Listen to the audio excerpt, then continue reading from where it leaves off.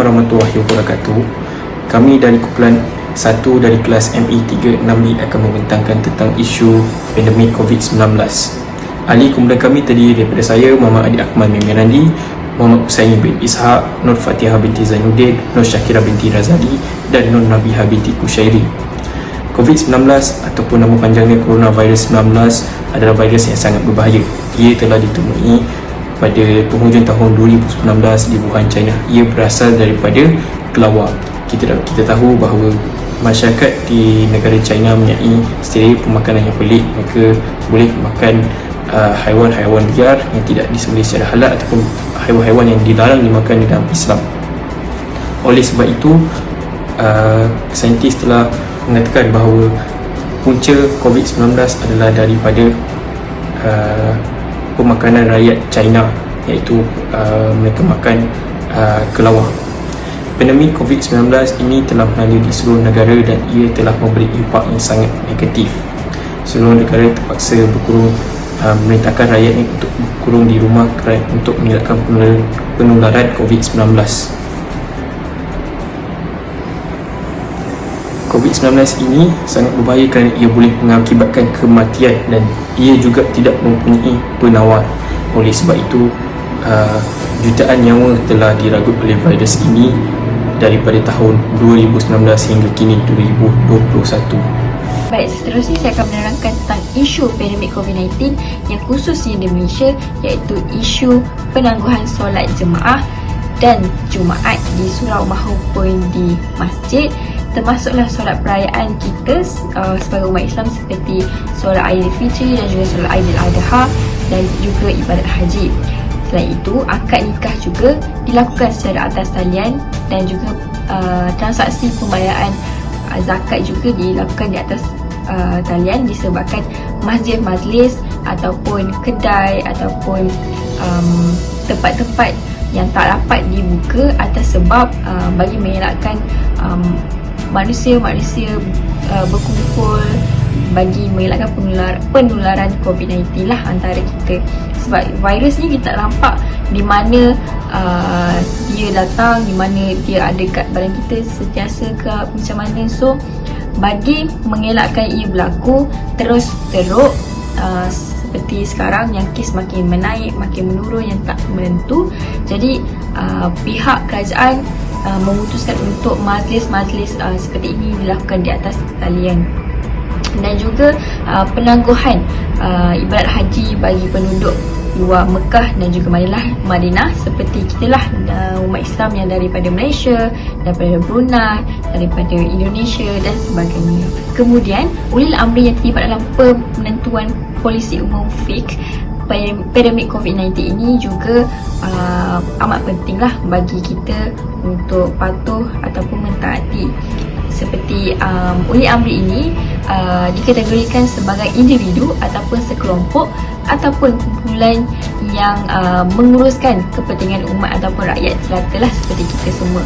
Dan kita sebagai rakyat perlu untuk mentaati arahan pemimpin seperti di dalam kumpulan ulil amri ini. Antara kumpulan antara pemimpin ataupun ulil amri yang terlibat ialah antaranya yang di-Pertuan Agong dan Raja atau Sultan di setiap negeri, Kementerian Kesihatan Malaysia iaitu KKM, Majlis Keselamatan Negara iaitu MKN, Menteri di Jabatan Perdana Menteri iaitu di bahagian Menteri Al-Hewal Agama, Pejabat Mufti, Pejabat Agama Islam Negeri dan juga Majlis Agama Islam Negeri. Setiap ulil amri adalah dipertanggungjawabkan untuk melaksanakan amanah yang telah diberikan kepadanya, terutamanya terhadap rakyat jelata. Hal ini jelas disebutkan dalam hadis yang sahih dan masyhur yang diriwayatkan oleh Ibnu Umar radhiyallahu anhu yang bermaksud, aku mendengar Rasulullah SAW bersabda, setiap orang adalah pemimpin dan akan diminta pertanggungjawaban atas kepimimpinannya. Seorang pemerintah negara adalah pemimpin atas rakyatnya dan akan diminta pertanggungjawaban perihal rakyat yang dipimpinnya. Seorang suami adalah pemimpin atas anggota keluarganya dan akan ditanya perihal keluarga yang dipimpinnya.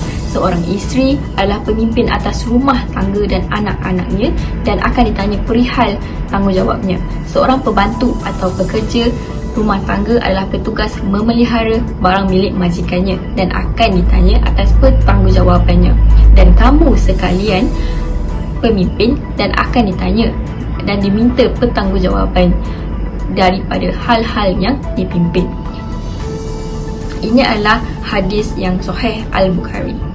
Yang terakhir iaitu polisi umum berkaitan hukum hakam pandemik COVID-19 dalam ulil amri, iaitu ada dua perkara. MKN ataupun Majlis Keselamatan Negara mendapatkan maklumat daripada Jabatan-Jabatan Agama Islam yang dikendalikan di bawah Menteri Hal Ehwal Agama yang melibatkan agama Islam, seperti penutupan masjid, batalan sembahyang, Jumaat dan sebagainya. Yang kedua adalah mengeluarkan fatwa ataupun hukum fiqh yang berkaitan agama Islam semasa pandemik melalui perbincangan ulama-ulama seperti mufti negeri atau wakilnya pihak agama Islam negeri dan yang berkaitan. Assalamualaikum, nama saya Nur Nabiah binti Kusyari. Jadi untuk bagi saya ialah vaksin. Bagi definisi vaksin adalah sejenis bahan yang dapat membantu mencegah suatu penyakit. Vaksin juga ialah sistem imun ataupun sistem pertahanan bagi setiap badan manusia untuk melindungi daripada bakteria atau virus yang mungkin boleh menjangkiti badan dan menyebabkan penyakit lebih teruk pada masa akan datang. Pemberian vaksin ini juga telah berluasa sejak beberapa dekad lalu dan mampu mengurangkan pelbagai penyakit yang ada ketika pada zaman dahulu seperti cacar, smallpox, polio dan sebagainya. Seterusnya ialah vaksin COVID-19 dan jenis-jenisnya. Vaksin COVID-19 ialah vaksin yang akan digunakan untuk merawati penyakit coronavirus. Vaksin ini juga mengandungi atau menghasilkan antigen untuk COVID-19 yang akan merangsang sistem daya lawan jangkitan, iaitu sistem imuniti tubuh, bagi membantu imuniti ini terhadap penyakit COVID-19. Jenis-jenis vaksin yang terdapat di Malaysia, pertama ialah Pfizer RNA iaitu daripada United States, dan seterusnya AstraZeneca daripada University of Oxford non-replicating viral factor, dan terakhir ialah Sinovac inactivated daripada negara China. Isu pandemik COVID-19 telah melanda di Malaysia pada awal tahun 2020. Oleh sebab itu, kita telah diperintahkan untuk berkurung di rumah pada awal Mac 2020 ataupun pada tarikh 22 Mac 2020. Hal ini adalah untuk mengelakkan penularan virus yang sangat berbahaya ini. Hal ini kerana telah banyak nyawa rakyat Malaysia telah diragut. Oleh sebab itu, kita terpaksa berkurung di rumah dan kita terpaksa menangguhkan sebarang aktiviti ibadat oleh setiap rakyat yang berbilang agama. Bagi rakyat Islam di negara Malaysia, kita tidak dibenarkan untuk menunaikan ibadat di masjid seperti solat Jumaat dan juga solat berjemaah di masjid. Ini adalah untuk memelihara nyawa kita. Kaedah fikah yang digunakan yang kita boleh lihat di sini ialah maqasid syariah. Maqasid syariah ialah objektif syariat Islam. Dalam maqasid syariah kita memiliki 3 maslahat, iaitu maslahat daruriyat, tahsiniyat dan juga maslahat hajiyat. Maslahat daruriyat ialah mempunyai 5 objektif, iaitu memelihara agama, memelihara nyawa, memelihara akal, memelihara keturunan dan juga memelihara harta. Pertembungan di antara maslahat telah dibincangkan oleh para agamawan dan kita perlu mementingkan maslahat daruriyat. Maslahat daruriyat yang mempunyai objektif kedua, iaitu memelihara nyawa lagi penting. Pertembungan di antara maslahat iaitu maslahat daruriyat dan tahsiniyat telah berlaku dalam isu ini. Kita boleh, sebagai contoh, kita boleh lihat kita tidak dibenarkan untuk solat berjemaah di masjid untuk mengelakkan penularan COVID-19 yang boleh mengakibatkan kehilangan nyawa kita sebagai rakyat beragama Islam. Kita akur akan perintah kerajaan dan kita duduk di rumah, kita tidak menunaikan solat Jumaat, solat berjemaah di masjid selama berbulan-bulan. Selain itu, kita boleh lihat daripada segi penawar ataupun alternatif untuk merawat penyakit ini, iaitu penghasilan vaksin. Anti vaksin telah menggunakan agama dan mengatakan bahawa vaksin ini haram kerana mempunyai bahan-bahan yang haram yang dikatakan daripada khinzir yang boleh yang haram daripada segi agama Islam. Walaupun begitu, Mufti Agama Kuala Lumpur ataupun bekas Menteri Agama kita iaitu Dr. Zulfakri telah memutuskan bahawa vaksin COVID-19 ini harus diambil oleh seluruh rakyat beragama Islam. Hal ini kerana walaupun vaksin ini dikatakan mempunyai bahan yang haram, ia mampu menyelamatkan nyawa kita. Apabila nyawa kita terselamat dengan izin Allah, kita boleh kembali kepada aktiviti harian kita yang dahulu, seperti kita boleh menunaikan solat Jumaat, kita boleh menunaikan amal ibadat kita di rumah ibadat kita iaitu masjid ataupun surau. Sebagai kesimpulan, kita harus mempelajari kaedah fiqh dalam Islam. Bukan sahaja kita mempelajari ilmu akidah dan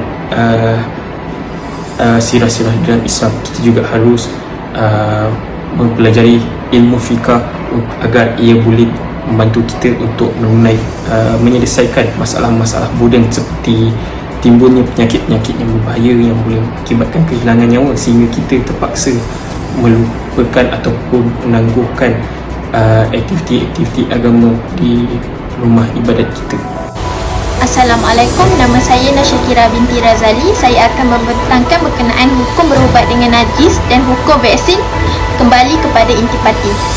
Bagi hukum berubat dengan najis atau bahan yang haram, antara isu yang sering dibangkitkan oleh sebahagian pihak sehingga menimbulkan kegusaran dan kerisauan masyarakat terhadap vaksin ialah dakwaan bahawa vaksin ini mengandungi kandungan atau bahan yang haram di dalamnya. Isu berubat dengan bahan haram ataupun najis ini bukanlah isu baharu, bahkan ia sabit larangan berkenaan dalam nas syarak. Antaranya menerusi sebuah hadis yang diriwayatkan oleh Abu Al-Darda Rabiyamdi. Beliau berkata bahawa Rasulullah SAW bersabda, sesungguhnya Allah menurunkan penyakit dan juga ubat, serta Dia menjadikan bagi setiap penyakit itu ada ubatnya. Maka hendaklah kamu semua berubat dan janganlah kamu berubat dengan sesuatu yang haram. Riwayat Abu Daud ayat 3874. Sesungguhnya Allah telah menjelaskan kepada kamu yang diharamnya atasmu kecuali yang terpaksa kamu memakannya. Seterusnya adalah hukum vaksin kembali kepada intipati kandungan yang terdapat di dalamnya. Di dalam hal ini terdapat beberapa bahagian yang telah disebutkan oleh para ulama. Pertamanya ialah vaksin mengandungi kandungan yang harus untuk digunakan serta mempunyai kesan yang bermanfaat. Tidak syak lagi bahawa kategori jenis ini adalah harus untuk digunakan. Bahkan ia merupakan antara nikmat Allah SWT yang dikurniakan kepada sekalian makhluknya. Pencapaian perubatan, medical achievement seumpama dengan ini telah memberi sumbangan yang besar dalam mengurangkan pelbagai wabak yang tersebar sehingga hari ini. Kedua, vaksin yang mengandungi isi kandungan yang harus untuk digunakan, akan tetapi ia boleh menyebabkan mudarat yang lebih banyak kepada tubuh badan berbanding manfaatnya, ataupun ia tidak bermanfaat pada asalnya. Ini kerana vaksin ini tidak dinafikan lagi bahawa tidak boleh untuk digunakan kerana ia dilarang untuk memudaratkan diri kita dengan makanan, minuman, ubat-ubatan dan seumpama dengannya. Dan akhir sekali, hukumnya adalah vaksin yang mengandungi bahan yang diharamkan ataupun ia najis pada asalnya, akan tetapi ia telah dirawat dengan bahan kimia ataupun ia telah dicampur dengan bahan-bahan lain dan menukarnya dari namanya kepada ciri bahan yang diharuskan penggunanya. Ini dipanggil sebagai proses istihalah, proses yang berubah kepada halal serta mempunyai kesan-kesan yang bermanfaat. Vaksin ini kerana proses transformasi yang berlaku telah mengubah nama dan sifatnya, telah mengubah hukumnya, lalu ia boleh digunakan. Sekarang saya akan membentangkan tentang hujah dan dalil berkaitan isu pandemik COVID-19. Memberi suntikan vaksin COVID-19 salah satu daripada cara mengawal penyebaran wabak seperti ini. Justru ia amat bertepatan dengan kaedah la darara wa la dirar, yang bermaksud tidak ada sebarang mudarat dan tidak ada juga perbuatan membalas kemudaratan. Hadis riwayat Al-Baihaqi dan Al-Darqutni. Berdasarkan hadis di atas, para ulama membuat kaedah berkaitan menolak kemudaratan, iaitu kemudaratan mesti dilenyapkan atau dihilangkan. Ini kerana Islam tidak mengizinkan sebarang kemudaratan, kerana kedatangan Islam adalah untuk membawa maslahat ke dalam kehidupan manusia mengikut aturan dan cara yang diberitakan oleh Allah Subhanahu Wa Taala. Dalam membahaskan tindakan dan kewajipan pemerintah dalam melaksanakan sesuatu perkara yang tidak bercanggah dengan syarak, ialah terdapat kaedah fiqh yang berbunyi, tindakan iaitu pelaksanaan pemerintah ke atas rakyat adalah mesti berkait ataupun terikat dengan maslahah. Ini kerana sebagai seorang pemerintah, ia akan dipertanggungjawabkan di hari akhirat kelak terhadap apa yang dilakukan kepada orang yang berada di bawah tanggungannya. Setiap orang tidak terlepas dari pertanyaan ini, apatah lagi seorang pemerintah negara yang lebih bertanggungjawab berbanding ketua keluarga. Terdapat hadis Nabi yang berbunyi, setiap kamu adalah pemimpin dan setiap kamu akan dipertanggungjawabkan terhadap apa yang kamu pimpin.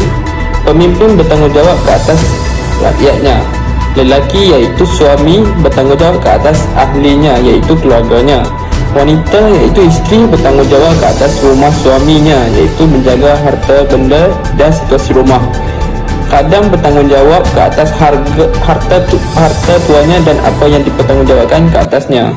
Hadis riwayat Al-Bukhari. Kesimpulannya, keadaan semasa dan cabaran masa kini ekonomi pandemik COVID-19 telah banyak mengubah pola hidup seharian manusia.